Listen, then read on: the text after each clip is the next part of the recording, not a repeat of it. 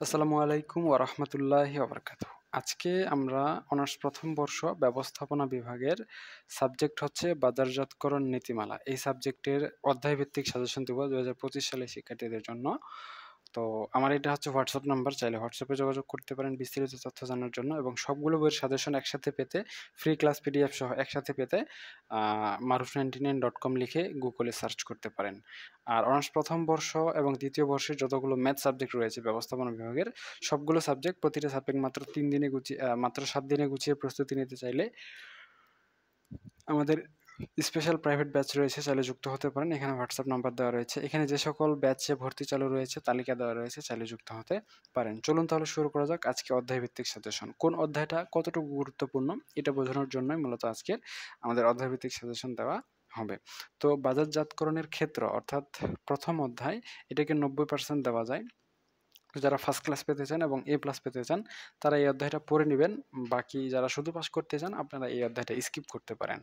এর পরবর্তীতে এটা খ এবং গ বিভাগের জন্য বলছি, হ্যাঁ। এর পরবর্তীতে রয়েছে দ্বিতীয় চ্যাপ্টার বাজারজাতকরণ ব্যবস্থা, এটাকে 50 স্টার দেওয়া যায়। তো এটা যারা শুধু পাস করতে চান, ফার্স্ট ক্লাস পেতে চান, এ প্লাস পেতে চান, কারোর জন্যই পড়ার প্রয়োজন নাই, কারণ এই অধ্যায় থেকে খুবই কম প্রশ্ন হওয়ার সম্ভাবনা রয়েছে।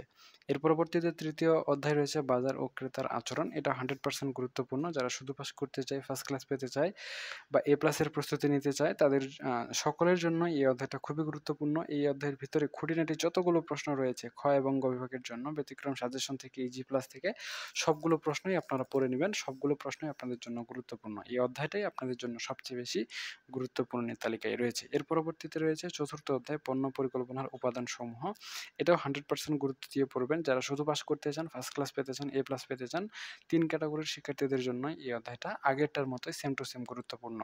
এর পরবর্তীতে রয়েছে স্থান এবং বন্টন কাঠামো। যারা এ প্লাস পেতে চান তারাই শুধুমাত্র এই পঞ্চম অধ্যায়টা পড়ে নেবেন ভালো করে, আপনাদের জন্য এটা গুরুত্বপূর্ণ। যারা শুধু পাস করতে চায় এবং ফার্স্ট ক্লাসের প্রস্তুতি নিতে চায় তাদের জন্য এই অধ্যায়টা গুরুত্বপূর্ণ নয়, তারা স্কিপ করলেও চলবে। এর পরবর্তীতে রয়েছে ষষ্ঠ অধ্যায় মূল্য পদ্ধতি, এটাও শুধুমাত্র এ প্লাসের শিক্ষার্থীরাই পড়বে, বাকি শিক্ষার্থীদের পড়ার প্রয়োজনীয়তা নেই। এর পরবর্তীতে রয়েছে সপ্তম অধ্যায় প্রসারমূলক কার্যক্রম, এটা 100% গুরুত্ব দিয়ে পড়তে হবে। যারা শুধু পাস করতে চান, ফার্স্ট ক্লাস পেতে চান এবং এ প্লাস পেতে চান, ৩ ক্যাটাগরির শিক্ষার্থীদের জন্য এই অধ্যায়টা খুবই গুরুত্বপূর্ণ। এই অধ্যায়ের ভিতরে খ এবং গ বিভাগের জন্য যতগুলো প্রশ্ন রয়েছে সবগুলোই আপনারা ভালো করে পড়ে নেবেন, কারণ খুবই খুবই খুবই ইম্পর্টেন্ট হচ্ছে এই চ্যাপ্টারটা।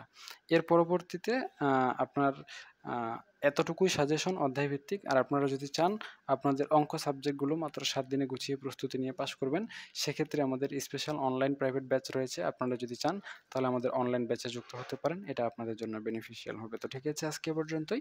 সকলেই সুস্থ থাকুন, ভালো থাকুন আর আমাদের সাথেই থাকুন। দেখা হচ্ছে আপনাদের সাথে নেক্সট পর্বে। ততক্ষণ পর্যন্ত খোদা হাফেজ।